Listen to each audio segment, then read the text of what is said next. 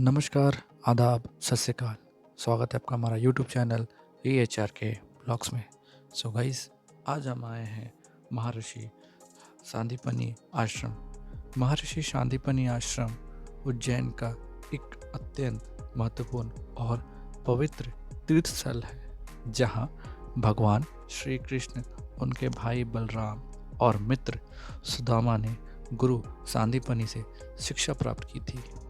यह आश्रम भारत की प्राचीन गौरवशाली शिक्षा प्रणाली और सांस्कृतिक विरासत का प्रतीक है। आश्रम का ऐतिहासिक और धार्मिक महत्व।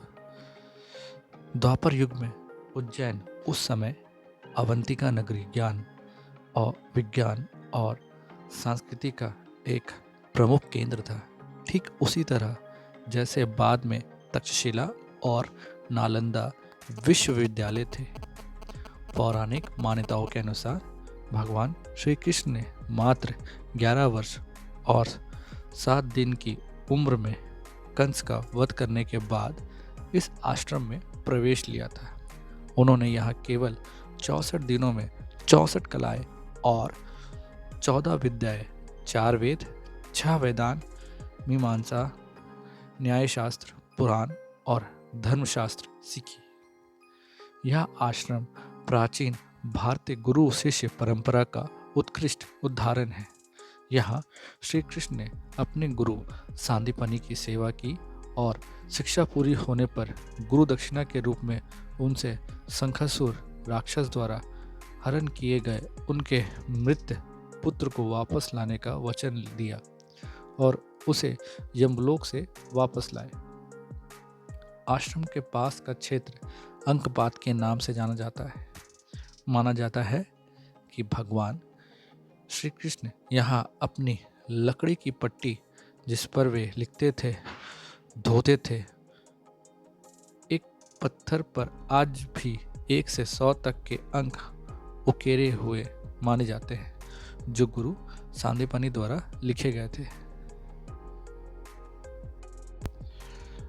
आश्रम के प्रमुख दर्शनीय स्थल।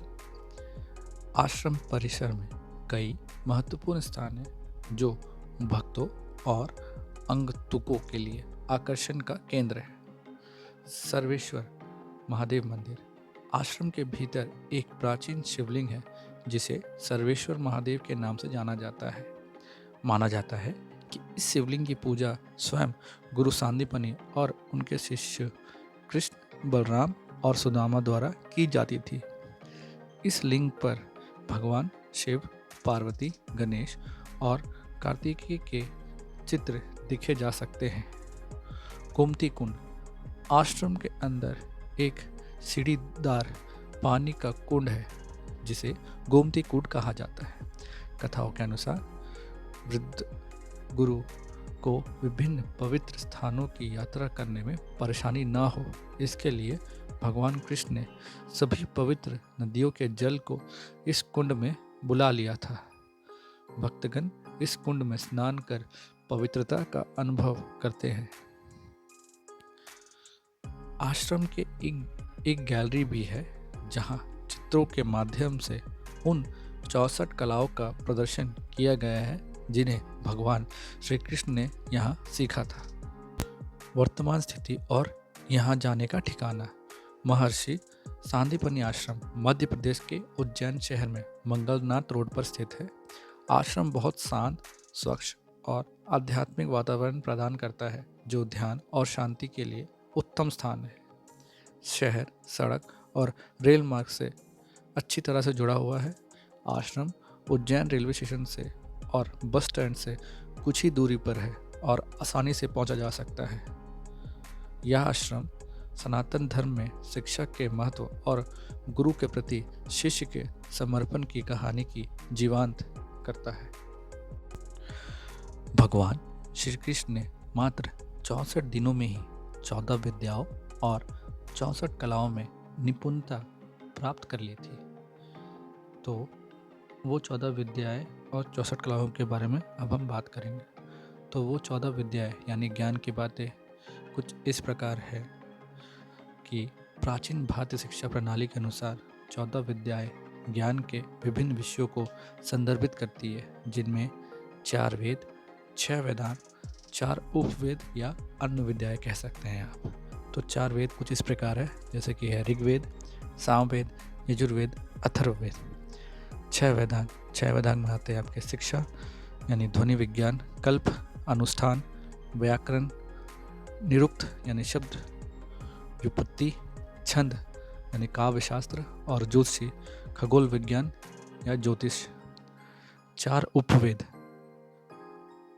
है मीमांसा, जिसको कहते हैं दर्शन शास्त्र, न्याय यानी तर्कशास्त्र, पुराण या पौराणिक इतिहास, और धर्मशास्त्र यानी कानून या नैतिकता। चलिए अब हम बात करेंगे वो 64 कलाएं यानी कौशल और कलाएं जो श्री कृष्ण जी ने यहाँ सीखा था। तो ये 64 कलाएं जीवन के विविध क्षेत्रों में व्यवहारिक कौशल और रचनात्मक कला रूपों को दर्शाती है, जिनमें कुछ प्रमुख निम्नलिखित हैं। तो चलिए बात करते हैं उन 64 कलाओं के बारे में। गीत विद्या यानी गायन की कला, वाग विद्या वाग यंत्र बजाने की कला, नृत्य विद्या नृत्य कला, नाट्य विद्या नाट्य कला यानी अभिनय, आलेख्य विद्या यानी चित्रकला, विशेष कच्छ छेद विद्या यानी माथे पर तिलक आदि लगाने और शरीर सजाने की कला, तुंडल कुसुम बलि विकार चावल और फूलों से पूजा की सामग्री बनाने की कला, पुष्प स्तरण यानी फूलों से बिस्तर आदि सजाने की कला, दशन वासनांग राग दांतों, कपड़ों और शरीर के अंगों को सजाने की कला, मणि भूमिका कर्म रत्नों से जमीन को सजाने की कला, सैया रचना बिस्तर बिछाने की कला, उदक वाग जल तरंग या जल से संगीत उत्पन्न करने की कला, उदक खात जल क्रीड़ा की कला, चित्र योग विभिन्न प्रकार के रंग बनाने की कला, माल्य ग्रंथन विकल्प मालाएं और गजरे बनाने की कला,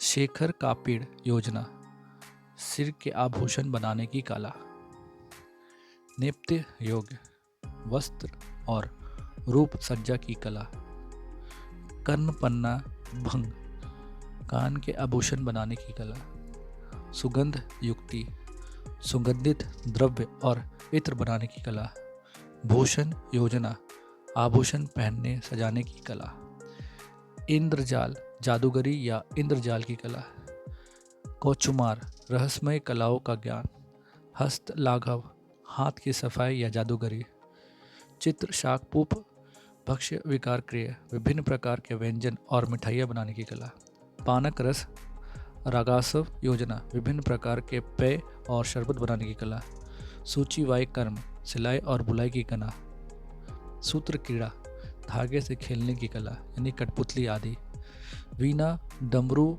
का वाग वीणा और डमरू जैसे वाग बजाने की कला, प्रहेलिका पहेलियाँ बुझाने की कला, ध्रुवचाक योग कठिन शब्दों के उच्चारण की कला, पुस्तक वाचन साहित्य पढ़ने और सुनाने की कला, नाटिका की दर्शन यानी नाटक और कहानियाँ सुनाने की कला, काव्य समस्या पूरन कविता की समस्याओं को हल करने की कला, पटिका वेत्र बान विकल्प कपड़े और बेत के काम की कला, तुर्क कर्म तकली से सूत काटने की कला, तक्षण बढ़ईगिरी की कला, वास्तु विद्या वास्तुकला और इंजीनियरिंग।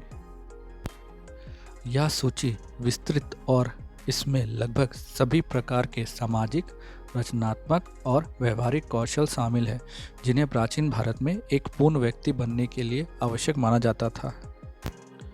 आशा करता हूँ मेरी ये जानकारी आपको अच्छी लगी होगी।